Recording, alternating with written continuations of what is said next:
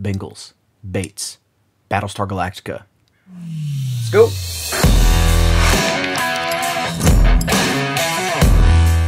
What is up, Bengals fam? It's your boy Mike, coming back at you again with another Who Daily. Lots of Jessie Bates news to get to. So what I want to talk to you today about is Jessie Bates, the franchise tag. What happened? Everyone was thinking this guy's we're gonna sign this guy, lock this guy in to be the safety for the next 5 to 7 years here. Really good player, really top end safety. But at the end of the day, they weren't able to get the deal done. We may never know why, but we're gonna take a look at that stuff as well.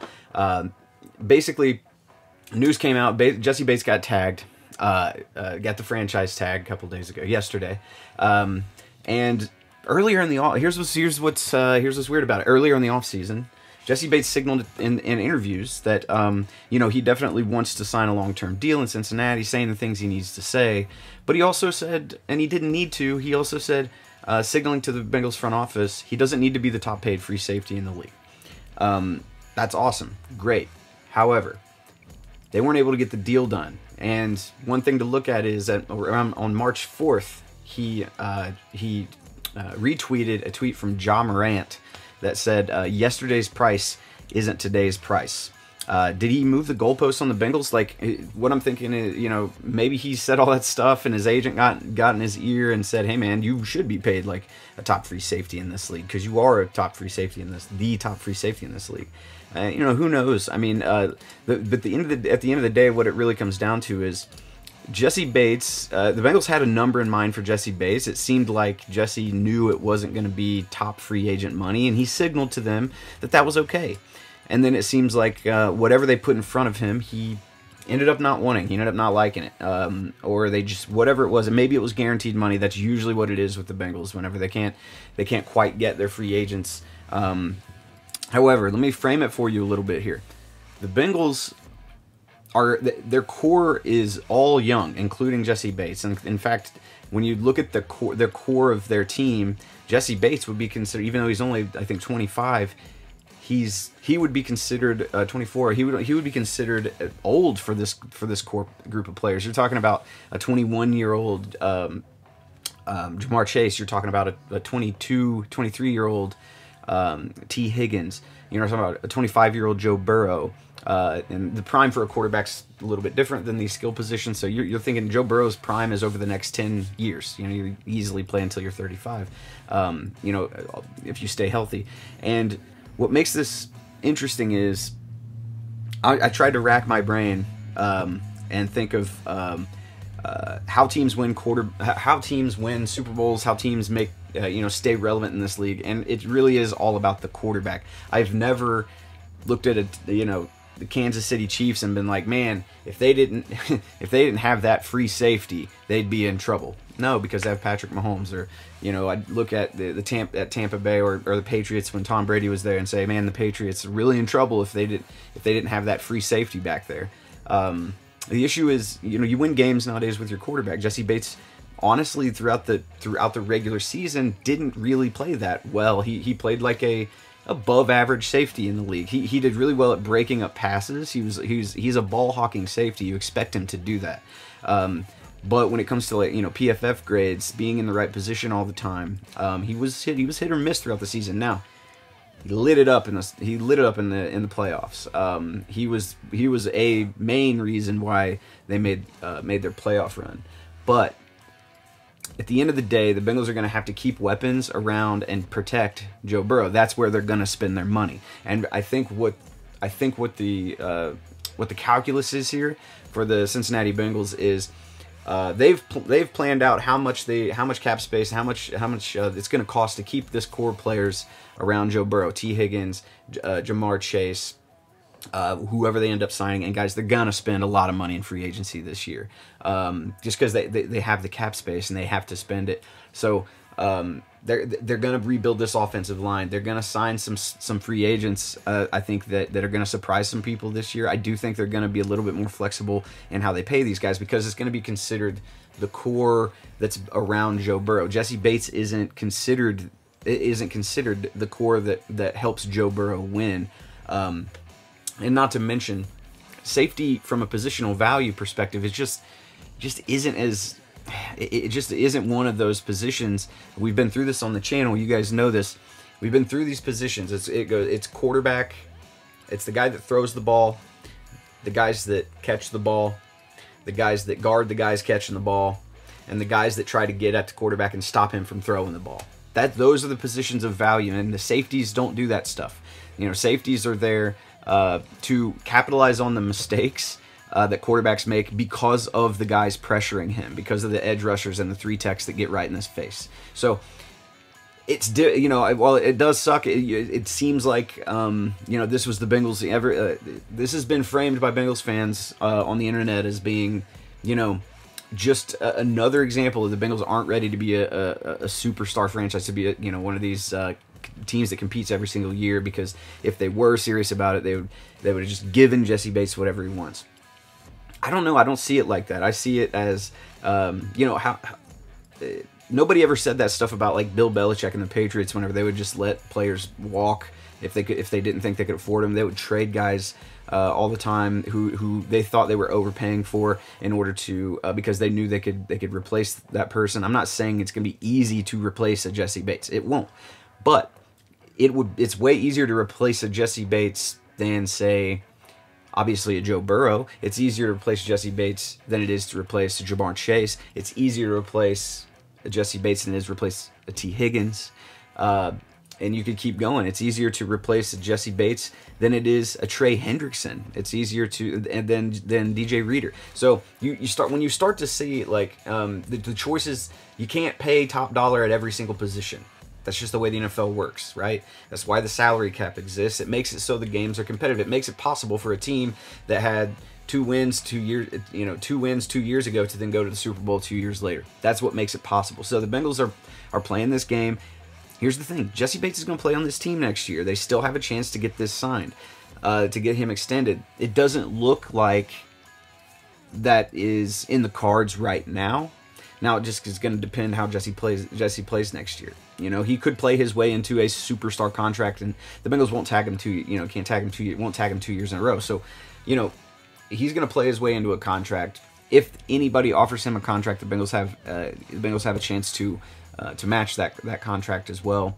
But just to my point, let me show you this. There was a poll I saw on Twitter today, and the question it was from at Jed Demusi, right? So shout out to Jed. I don't know you, but I grabbed your poll. It still is very early on in the poll, but 456 votes in. The question is, which of these guys would you most be okay with not being on the Bengals team in 5 years? And the choice is Jessie Bates, Joe Burrow, Jamar Chase, right? And T. Higgins is on there. It's not close, man. And this is an easy question. It's Jessie Bates. If you had to pick between those players, it's Jessie Bates. And that's what I'm trying to get you guys. At the end of the day, yeah, the salary cap by and large is a myth. I get it, but because teams, just look at what teams are doing right now in the Packers or in the Cowboys. These guys, they're like $40 million over the cap at this point, but they're going to restructure a bunch of deals in order to get closer to the cap number, right? It's just a different strategy. The Bengals don't do that. The Bengals do it essentially the opposite way. They make sure they stay under the cap so they don't have to go and restructure deals. And what that does is, yeah, that makes it so it's difficult to guarantee money, because the reason teams can guarantee huge amounts of money on contracts is because it puts them over the salary. It puts them over the salary cap, and then they restructure other deals to get them under it, right? So the Bengals, what they do is they say, no, I'm not guaranteeing you all of this money, but it allows us to stay underneath the salary cap. But that also means, by and large, the Bengals don't cut players prematurely. They don't really trade their players. When you sign a contract with the Bengals, you pretty much you get that contract, what's in there, the guaranteed parts, and then if you hit your incentives, you're going to get that money, because a lot of teams will they're not going to restructure your deal and make it so your money doesn't so you don't get that money that you thought you were going to get, which happens a lot in the league, right? So it's just a different strategy that the Bengals have, and you know what? It worked. Look at this roster is talented. They've gone out and they've hit on free agencies, specifically in the secondary. So I think that they can pull this stuff all together. It's unfortunate. You'd like to see them keep Jessie Bates in. He's obviously a leader on this defense. He's these guys want everybody on the team at some point. It seems like has said, hashtag extend Jessie Bates, right? And yeah, I want that to happen, but I don't want that to happen at the detriment of what their future plans are, because their future plans do not revolve around Jessie Bates. They revolve around Joe Burrow. And so if they're going to take this money, over the next 5 years that they would have had wrapped up in Jessie Bates and wrap it up in, say, a guard, a free agent guard, which they've never really spent on, I'm good with that. Go do that. That's fine with me, because I think that when it comes to the value that offers the team, a dude that keeps interior rushers off of Joe Burrow and away from his knees, that's always going to be more valuable to this team than a safety, no matter how good the safety is. So if the Bengals want to, and it becomes a little bit more imperative, let's take a look at the draft class this year. So the reason I want to talk to you about it is this draft class is actually really deep in safety talent. I'm not saying that there are a bunch of Jessie Bates in this draft. Not saying that, but there are unique talents in this draft. There are, I think you can grab a guy and play him behind Jessie Bates this year, and he would be ready. You could grab a guy in probably day 2, late and early day 3 in this draft, possibly, that would be able to learn under Jessie Bates for a year, learn this defense, and then step in next year if they're unable to re-sign Jessie Bates. So if you take a look, and I know that you're looking for more of a free safety type player, but if you take a look here, Kyle Hamilton, obviously he's not going to be there. PFF has him ranked as their number 2 player, but Louis Cine had a monster NFL combine. He just crushed it. He ran like a 4.37. It was a fast track, guys. To take these 40 times with a little bit of grain of salt, these straight line speed numbers are going to be a little faster. We've seen a lot of people reporting that everybody ran just a tick faster than they usually do. Indianapolis put in new turf on their field, and this is the first time a combine has been held there since they put that new turf in, and people are saying that you're seeing some really fast 40 times because of that. I don't think Cine is going to be there either. He may be there at 31, but Jaquan Brisker is another guy to keep your eyes on. And you can see, these guys are basically the same. These guys are all the same size, except for Kyle Hamilton, 6'4". Louis Cine, Jaquan Brisker is 6'1", 200 pounds. These guys are the same size as Jessie Bates, just as fast. They're really long, rangy guys. Specifically, if you check out Kirby Joseph out of Illinois. So Kirby Joseph, you see, there are a few things you guys know I look for whenever I look at prospects. First and foremost, age. How old's the guy? Kirby Joseph is a true junior. He's 21 years old. Okay, that's a huge plus. So check that box. PFF grades.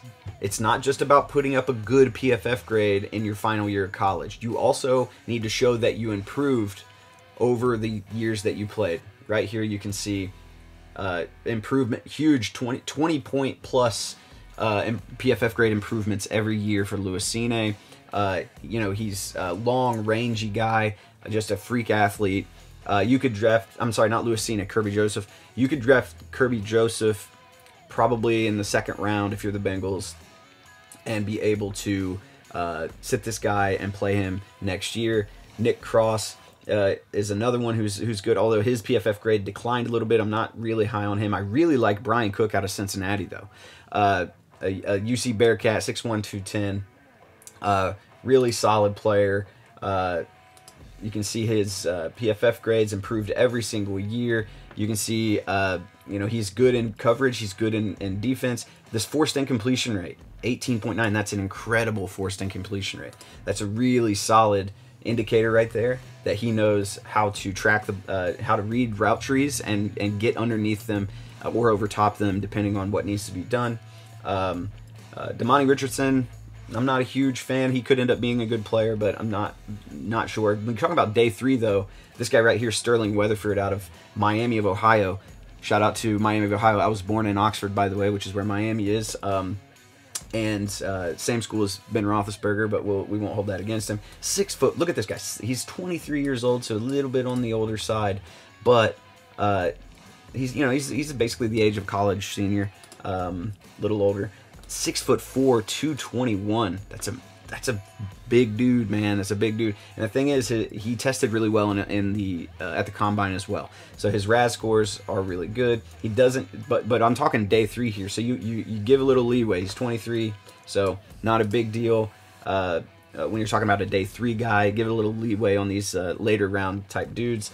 And you're talking about his PFF grade. He's not playing in the best conference, but he's got that raw skill that you really like to see. At the very least, this guy would be a really good special teams player. But one thing I also wanted to show you guys, if you check out the cornerback class. So Jalen Petrie technically played essentially a strong safety at Baylor. This is a guy who could be there, probably will be there at 31. He could be there in the second round, but he put up 6 foot 197. He put up just incredible numbers as well at the combine. He's a senior. I think if you take a look at his PFF grade, you can see he's more of a strong safety type, right? He's got a really good run defense. He played out of the slot mostly, but he's a zone coverage, more of a zone coverage type of player, which translates well to safety in the NFL. So there are players here. Daxton Hill is kind of similar to that. Daxton Hill is more of a man coverage type of dude. But I just wanted to show you guys. They're going to have Jessie Bates. They do need to probably draft a safety. Just because Von Bell and Jessie Bates are both going to, their contracts are both going to be up at the end of next year. I don't foresee them keeping both of them. You still hold out hope that Jessie Bates comes around and they're able to find that middle ground and sign an extension at some point between now and next year. But you definitely need a young safety. They don't have one really on the roster that's like a third safety that's going to be kind of a bright spot for the future. So they probably do need to draft one. And I'll show it. And then later on this week, I'll have some player rankings, some position rankings for the draft class. I'm not going to do a whole lot of speculating on free agency because, guys, I mean, honestly, who could have? You can't predict free agency. It's just I like to just sit back and see what they do and then tell you what that means. But I do expect them to be really active in the interior offensive line position groups in free agency. I don't know who they'll try to sign or if they'll be able to grab any of the top free agents, but I do know they'll be active there. And that's where the class is deepest. But until next time, guys, I've been Mike. This has been Who Daily. Peace.